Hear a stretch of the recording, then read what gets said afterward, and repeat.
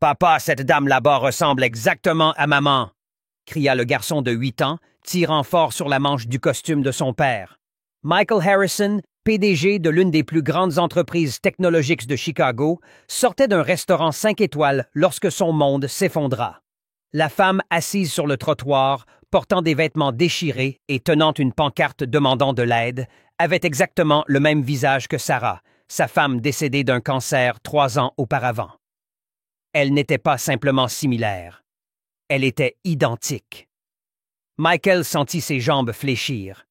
Son cœur battait à tout rompre, comme s'il allait exploser dans sa poitrine. Comment une mendiante pouvait-elle avoir exactement le même visage que la femme qu'il avait aimée plus que tout au monde? « Impossible, » murmura-t-il, saisissant la main de son fils Tommy. Ses yeux ne pouvaient se détacher de la femme qui fouillait lentement dans un sac plastique, totalement inconsciente du choc qu'elle provoquait à quelques mètres d'elle. Keisha Williams, 34 ans, n'avait jamais imaginé qu'un jour quelqu'un la regarderait avec une telle stupéfaction. À 15 ans, elle s'était enfuie de son dernier foyer d'accueil abusif. Depuis, les rues de Chicago étaient sa seule famille. 20 ans à survivre comme une invisible, repoussée, ignorée, traitée comme un déchet humain par des gens qui ne la considéraient même pas comme une personne. Mais à cet instant, quelque chose était différent. Un homme blanc en costume coûteux la fixait comme s'il avait vu un fantôme. À côté de lui, un petit garçon blond la pointait du doigt avec de grands yeux. « Monsieur, vous allez bien? » demanda le gardien de sécurité du restaurant, remarquant que Michael restait figé comme une statue au milieu du trottoir animé. Michael secoua la tête, essayant de revenir à la réalité. C'était impossible. Sarah avait toujours dit qu'elle était fille unique. Ses parents l'avaient confirmé lors des funérailles. Elle n'avait pas de sœur, encore moins une sœur jumelle vivant dans la rue. Mais ses yeux bruns, la courbe de son sourire lorsqu'elle remerciait quelqu'un pour une pièce jetée, même la manière dont elle penchait la tête quand elle réfléchissait. C'était Sarah. Chaque trait, chaque expression. « Papa, pourquoi tu pleures? » Tommy tira à nouveau sur la manche de son père. Michael n'avait même pas remarqué les larmes qui coulaient sur son visage. 20 ans à construire un empire commercial, à affronter les plus grands requins de Wall Street, et une simple coïncidence dans la rue l'avait fait s'effondrer comme un château de cartes. Keisha remarqua le mouvement et leva les yeux. Pendant une fraction de seconde, leurs regards se croisèrent. Elle vit dans ses yeux quelque chose qu'elle n'avait jamais vu sur aucun visage auparavant. De la reconnaissance. Comme s'il la connaissait d'un endroit impossible. « Excusez-moi, » dit Michael en s'approchant lentement, la voix tremblante. « Puis-je vous demander votre nom? » Keisha se recroquevilla instinctivement. Les hommes riches qui l'approchaient dans la rue n'avaient jamais de bonnes intentions. « Keisha, » répondit-elle doucement, prête à fuir si nécessaire. « Keisha Williams? » Ses yeux s'écarquillèrent. Comment diable connaissait-il son nom de famille? Personne ne l'avait appelée par son nom complet depuis des décennies. Dans la rue, elle n'était que Kay, la femme invisible qui dormait dans les ruelles et mangeait des restes. Michael sortit son téléphone de sa poche avec des mains tremblantes, trouva une photo de Sarah et la lui montra. « Connaissez-vous cette femme? » Keisha fixa l'écran et manqua de s'évanouir. C'était comme se voir elle-même, habillée de vêtements coûteux et bien coiffée. Chaque détail de son visage était identique à ce qu'elle voyait dans un miroir lorsqu'elle en trouvait un. « Qui est-elle? » demanda Keisha, sa voix sortant comme un murmure hanté. « C'était ma femme. Elle est morte il y a 3 ans. » Michael s'accroupit pour être à son niveau. « Et vous lui ressemblez exactement. » À cet instant, alors que des centaines de personnes passaient à la hâte sur le trottoir, inconscientes de la scène extraordinaire qui se déroulait devant elles, 2 vies étaient sur le point de se connecter d'une manière qu'aucun des deux n'aurait pu imaginer. Mais ce que Michael ne savait pas encore, c'est que certaines vérités peuvent détruire des familles entières. Si votre cœur bat la chamade face à cette histoire impossible, abonnez-vous à la chaîne, car ce qui suit montrera comment une simple rencontre peut révéler des secrets enfouis depuis des décennies. 3 jours après cette rencontre improbable, Michael ne pouvait penser à rien d'autre. Il avait engagé James Mitchell, le meilleur détective privé de Chicago. Mais les premières informations reçues furent comme un coup de poing dans l'estomac. Keisha Williams, 34 ans, aucun certificat de naissance officiel. Elle avait été placée dans 12 foyers d'accueil différents jusqu'à ses 15 ans. Antécédents d'abus, fugue constante. À la rue depuis. James marqua une pause, observant l'expression de Michael. « Mike, cette femme n'a aucune famille enregistrée, aucun lien légal avec ta femme. » Michael frappa du poing sur le bureau de son office. « C'est impossible, James. Tu as vu les photos que je t'ai envoyées. Elles sont identiques. Ce n'est pas une coïncidence. » « Écoute, j'ai déjà vu des jumeaux séparés à la naissance. Il y a généralement un dossier d'adoption. Des documents, un indice quelconque. Là, il n'y a rien.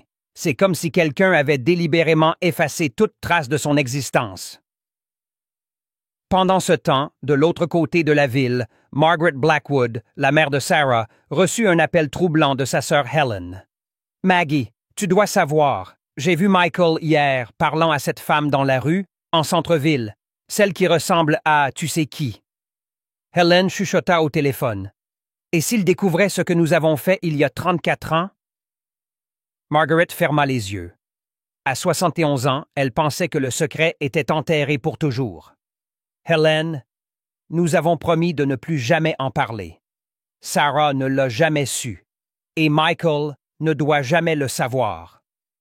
Mais si elle se souvient, et si quelqu'un trouve les documents qu'on n'a pas pu détruire? » Margaret sentit un frisson lui parcourir l'échine. « Quel document?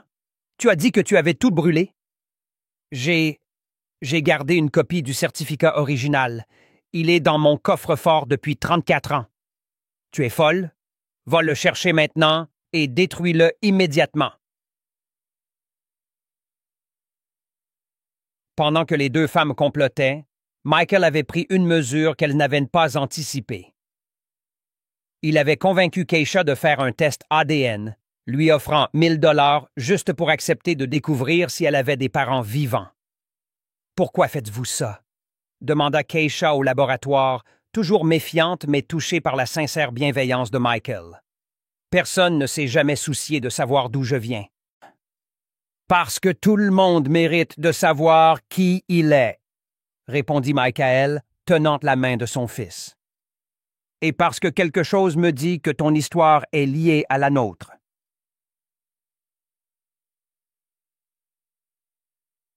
Tommy, avec la brutale honnêteté des enfants, ajouta. « Si tu es de la famille de maman, ça veut dire que tu es aussi de notre famille, non? » Les yeux de Keisha se remplirent de larmes. Pendant 20 ans, personne ne l'avait incluse nulle part. Mais Margaret Blackwood n'allait pas se laisser faire. Le lendemain, elle appela le Dr. Harrison, président du conseil d'administration de l'entreprise de Michael.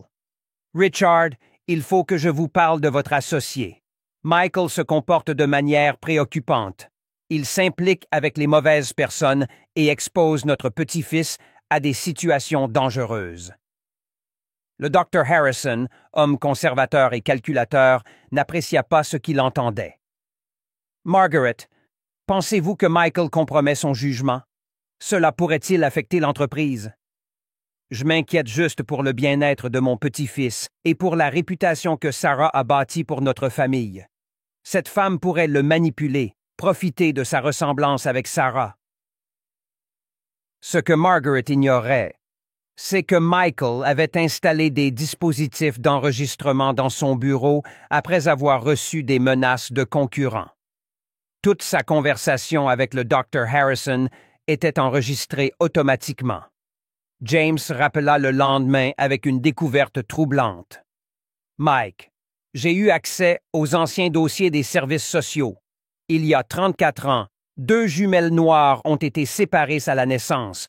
L'une a été mise à l'adoption, sans trace publique de qui l'a adoptée. L'autre est entrée dans le système de foyers d'accueil. Et Sarah, où était-elle enregistrée à cette époque? C'est là que ça devient intéressant. Sarah Blackwood est répertoriée comme adoptée de manière informelle par la famille Blackwood. Aucun document légal, aucune procédure officielle. Mike, je pense que la famille de ta femme a acheté l'une des jumelles et abandonné l'autre. Michael sentit son monde s'effondrer. Tu veux dire que Margaret et Helen, elles ont choisi un enfant et laissé sa sœur mourir dans le système, et elles ont réussi à garder ça secret pendant 34 ans. Cette nuit-là, Michael reçut les résultats qui allaient tout changer. Mike, il faut que tu t'assoies. Le test ADN, Keisha Williams, correspond à 99,7% aux échantillons génétiques de Sarah. Ce sont des sœurs jumelles.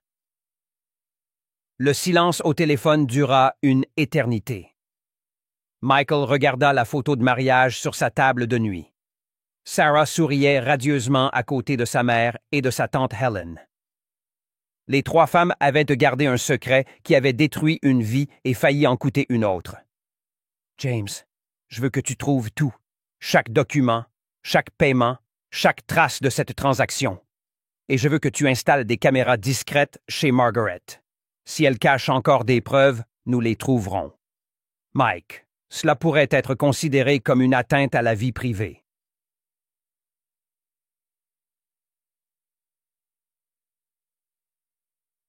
Elles ont séparé des sœurs jumelles, James. Elles ont condamné un enfant innocent à 20 ans dans la rue, tout en élevant l'autre dans le luxe. Ce n'est pas une atteinte à la vie privée, c'est la justice. Samuel. Alors que Keisha dormait dans un lit propre pour la première fois depuis des décennies, elle n'avait aucune idée que sa vie était sur le point de changer. Mais elle ignorait aussi que certaines personnes feraient tout pour garder ses secrets enfouis, y compris essayer de l'éloigner définitivement de la vie de Michael. Une semaine plus tard, Michael organisa un dîner chez Margaret. Elle pensait avoir réussi à l'éloigner de Keisha grâce au Dr. Harrison, qui faisait déjà pression sur Michael pour qu'il prenne ses distances avec cette situation embarrassante afin de protéger l'entreprise.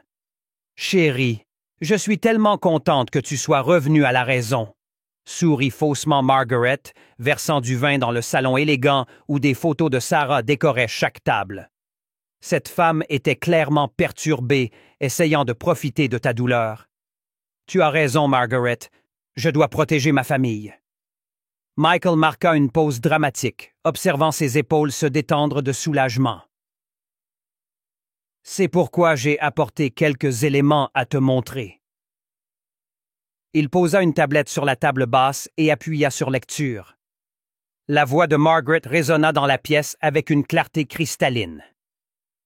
Et s'il découvrait ce que nous avons fait il y a 34 ans? Le verre de vin glissa des mains de Margaret, se brisant sur le sol en marbre. Helen, qui était en visite, devint blanche comme un linge. « Comment as-tu? » murmura Margaret, ses mains tremblant de manière incontrôlable. Obtenu ça? Des enregistreurs dans mon bureau ont capté non pas une, mais 4 conversations où vous complotiez contre Keisha. Michael fit glisser son doigt sur l'écran méthodiquement. Mais attends, il y a plus. Il lança un autre enregistrement, la voix de Helen disant « J'ai gardé une copie du certificat original. Il est dans mon coffre-fort depuis 34 ans. » Helen se leva brusquement, renversant sa chaise. Margaret, tu avais dit qu'il ne le découvrirait jamais. James n'a pas seulement trouvé les registres de paiement, Margaret. Il a trouvé tous les documents que vous avez cachés. Michael ouvrit un dossier éparpillant des papiers sur la table. 15 000 $ versés d'avance au directeur de l'orphelinat. 5 000 $ supplémentaires pour falsifier des documents. 3 renouvellements de l'accord de silence. Et ici, il sortit une feuille jaunie, Le certificat de naissance original indiquant des jumelles, Sarah et Keisha Williams. Margaret tenta de saisir les documents, mais Michael fut plus rapide. Non, non, non. Maintenant, il est temps que tu entendes la vérité que tu as cachée pendant 34 ans. Michael, tu ne comprends pas la pression sous laquelle nous étions, tenta de justifier Helen. Je comprends parfaitement. 2 femmes blanches de la classe moyenne ont décidé de jouer à Dieu avec la vie de 2 enfants noirs. Vous avez choisi laquelle méritait le privilège et laquelle méritait de mourir dans la rue. Va, ka, emi, i. À cet instant, la sonnette retentit. Michael ouvrit la porte et Keisha entra, suivi de James, de 3 reporters de télévision locaux et de 2 avocats spécialisés en droit civil. Surprise, Margaret! Keisha mérite d'entendre la vérité de votre propre bouche, et le monde aussi. Les caméras tournaient déjà, diffusant en direct à des milliers de téléspectateurs.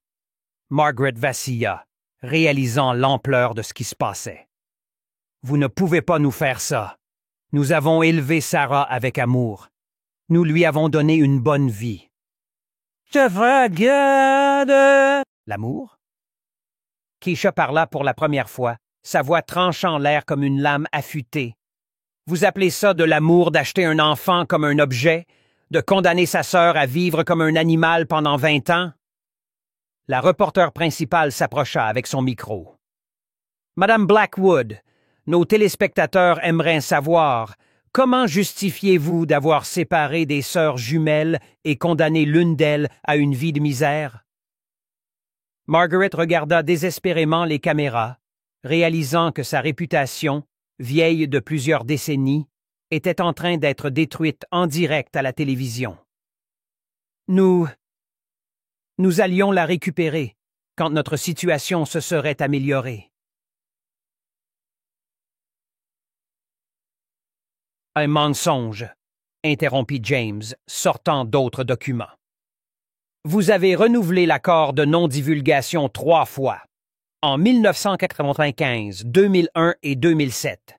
Vous avez payé un total de 45 000 $ au fil des ans pour vous assurer que Keisha ne soit jamais retrouvée, même quand elle s'est enfuie à 15 ans et vivait dans la rue. Helen s'effondra sur le canapé, pleurant hystériquement. « Margaret, je t'avais dit d'arrêter. Je t'avais dit que c'était trop cruel. »« Tais-toi, Helen !» hurla Margaret, perdant complètement la composure qu'elle avait maintenue pendant 71 ans. Michael se tourna vers les caméras. « Je veux que tout le monde voie qui est vraiment Margaret Blackwood, une femme qui a acheté un enfant, abandonné un autre et payé pendant des décennies pour garder ce crime secret. » Keisha s'approcha de Margaret, sa dignité intacte malgré tant d'humiliation. Pendant que Sarah grandissait dans des manoirs, fréquentait des écoles privées et avait tout ce qu'elle voulait, je dormais dans des ruelles, fouillais dans les poubelles pour trouver de la nourriture et étais battue pour exister. Et vous saviez, vous l'avez toujours su. Margaret tenta une dernière manœuvre désespérée. Keisha, nous pouvons parler en privé. Je peux vous dédommager financièrement. Dédommager? Keisha rit amèrement. Vous pensez que l'argent peut effacer 20 ans de faim, de froid, d'être traité comme un déchet humain? Je ne veux pas de votre argent sale. Je veux que le monde sache qui vous êtes vraiment. À cet instant, le téléphone de Michael sonna. C'était le Dr. Harrison. Michael répondit en haut-parleur pour que tout le monde puisse entendre. Michael, je viens de regarder la diffusion en direct. L'entreprise souhaite déclarer officiellement que Margaret Blackwood est définitivement bannie de toute implication dans les affaires de la famille Harrison. Ces tentatives de manipulation ont été découvertes et documentées. Vous avez notre plein soutien. Le visage de Margaret devint gris. En quelques minutes, elle avait perdu sa réputation, son influence sur Michael, son accès à son petit-fils et maintenant toute connexion financière avec l'Empire que Sarah avait contribué à construire. Les caméras capturèrent chaque seconde de son effondrement total. Les commentaires en direct atteignaient déjà des centaines, les gens exprimant leur indignation face à la cruauté infligée à Keisha. « Vous m'avez détruite, » murmura Margaret, regardant autour de la pièce qui ne lui semblait plus être la sienne. « Non, » répondit Keisha avec un calme dévastateur. « Vous vous êtes détruite vous-même. Moi, j'ai juste survécu. » Alors que Margaret et Helen étaient escortées hors de leur propre maison par les avocats, qui préparaient déjà des accusations criminelles pour trafic d'enfants et falsification de documents, une question restait en suspens. Comment Tommy réagirait-il en apprenant qu'il avait une tante qui lui avait été délibérément cachée? Et serait-il possible pour Michael et Keisha de construire une véritable famille sur les décombres de tant de décennies de mensonges et de cruauté? 6 mois après la diffusion en direct qui avait détruit Margaret Blackwood, Keisha Williams était méconnaissable. Pas seulement physiquement, bien que les soins médicaux, une alimentation adéquate et un endroit sûr où dormir aient complètement transformé son apparence, mais surtout dans sa posture et sa confiance. « Tante Keisha, tu viens à ma présentation à l'école? » demanda Tommy alors qu'il prenait le petit déjeuner dans la maison que Michael avait achetée pour qu'ils vivent tous les 3 ensemble. « Je ne manquerai ça pour rien au monde, » répondit-elle, ajustant la cravate du garçon. « Ta mère Sarah serait fière de voir à quel point tu es devenu courageux et gentil. » La Fondation Sarah et Keisha Williams était devenue l'une des plus grandes organisations d'aide aux sans-abri de Chicago. En seulement 6 mois, elle avait sorti 847 personnes de la rue, réuni 23 familles séparées par le système et créé le premier programme national pour retrouver des frères et sœurs perdus. Keisha n'était pas seulement la directrice exécutive, mais aussi la principale avocate des droits des invisibles de la société. « Madame Williams, » dit l'assistante, entrant dans le bureau élégant avec vue sur la ville, « CNN a confirmé l'interview pour demain. Ils veulent parler du projet de loi voté au Congrès. Et de nouveaux dons sont arrivés, 2,3 millions de dollars cette semaine seulement. » Le projet de loi Keisha, qui obligeait les agences d'adoption à conserver des registres permanents et accessibles des frères et sœurs séparés, avait obtenu le soutien de 43 sénateurs après que son histoire soit devenue virale à l'international. 3 multinationales avaient proposé à Keisha des contrats de conseil pour développer des programmes de responsabilité sociale. Forbes l'avait incluse dans sa liste des 40 under 40 comme l'activiste la plus influente de l'année. Des universités, de Harvard à Oxford, l'invitaient à parler de résilience et de transformation sociale. Pendant ce temps, Margaret Blackwood faisait face à sa 3e audience criminelle à la prison d'État de l'Illinois. Le scandale avait complètement détruit sa vie.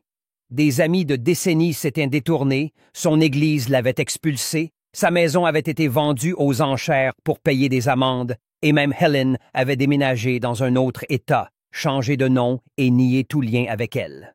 « Margaret Blackwood, » dit le juge, « en plus des 5 ans de prison déjà prononcés, vous avez été reconnue coupable de nouveaux crimes découverts pendant l'enquête. Évasion fiscale, blanchiment d'argent et racket. La nouvelle peine est de 15 ans supplémentaires sans possibilité de libération conditionnelle. » Les journalistes entassés dans la salle d'audience enregistrèrent chaque seconde de sa chute finale. Margaret, désormais aux cheveux gris et hagards, ressemblait peu à la femme puissante qui avait contrôlé des destins pendant des décennies. Au premier rang, Michael et Keisha observaient en silence. Il n'y avait pas de joie dans la vengeance, seulement la satisfaction discrète de voir la justice rendue après 34 ans. « Elle semble si petite, maintenant, » murmura Keisha à Michael. « Le mal semble toujours plus petit quand il perd son pouvoir de nuire, » répondit-il. Ce soir-là, les 3 dînèrent ensemble comme ils le faisaient religieusement. Tommy raconta avec enthousiasme sa classe d'histoire où il avait présenté son projet « Famille perdue et retrouvée », inspiré par l'histoire de sa propre famille. Keisha l'aida patiemment avec ses devoirs de mathématiques, utilisant des méthodes qu'elle avait apprises dans des cours du soir pour compléter son éducation. Michael observait la scène, toujours émerveillé de voir comment la plus grande tragédie de leur vie s'était transformée en le plus grand miracle. « Papa, » dit soudain Tommy, s'arrêtant au milieu d'une bouchée, « est-ce que je peux appeler tante Keisha, ma deuxième maman? » Keisha sentit ses yeux se remplir de larmes. Après 34 ans à croire qu'elle était indésirable et jetable, elle avait enfin une famille qui la choisissait en retour. « Bien sûr, mon chéri, » répondit-elle, serrant dans ses bras le garçon qui était devenu le fils qu'elle n'avait jamais pensé avoir. Un an plus tard, Keisha reçut le prix de l'héroïne de l'année de Chicago lors d'une cérémonie télévisée à l'échelle nationale. Dans son discours, qui deviendrait viral avec plus de 50 millions de vues, elle déclara « Margaret Blackwood pensait qu'elle pouvait décider quel enfant méritait l'amour et quel enfant méritait l'abandon. Elle croyait que sa richesse et son privilège lui donnaient le droit de jouer à Dieu avec des vies humaines. Mais ce qu'elle n'a pas compris, c'est que le véritable amour ne peut être acheté, contrôlé ou détruit par les préjugés. Aujourd'hui, j'ai une famille qui m'aime non pas parce qu'elle y est obligée, mais parce qu'elle choisit de m'aimer pour la personne que je suis devenue, et non pour celle que Margaret a essayé de m'empêcher d'être. » Le public se leva pour une ovation debout qui dura 4 minutes. Margaret regarda depuis la prison sur un petit téléviseur dans la cafétéria, réalisant enfin l'ampleur non seulement de ce qu'elle avait perdu, mais du potentiel humain qu'elle avait tenté de gâcher. Tommy grandit en sachant que la famille se construit par des choix quotidiens d'amour, et non par le simple lien du sang. Michael apprit que parfois, nous perdons quelque chose de précieux pour trouver quelque chose d'encore plus précieux. Et Keisha découvrit que rester invisible pendant 20 ans l'avait préparée à utiliser sa voix avec encore plus de puissance lorsqu'elle fut enfin entendue. « La meilleure revanche contre ceux qui essaient de nous effacer, » dit Keisha dans sa dernière interview, « c'est de briller si fort que le monde entier nous voit. Margaret a essayé de me condamner à l'invisibilité, mais elle m'a finalement donné une plateforme pour aider des milliers d'autres invisibles à être vus.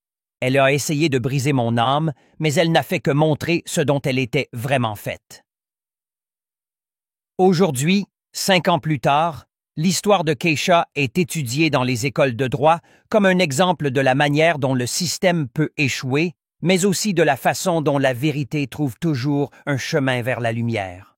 Sa fondation a transformé plus de 15 000 vies. La loi portant son nom a été adoptée dans 47 États.